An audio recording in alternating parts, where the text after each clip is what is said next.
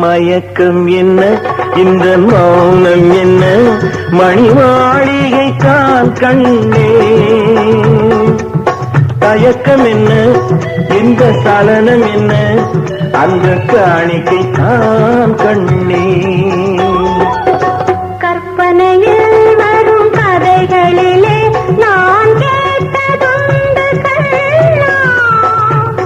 என் காதலுக்கே வரும் காணிக்கை என்றே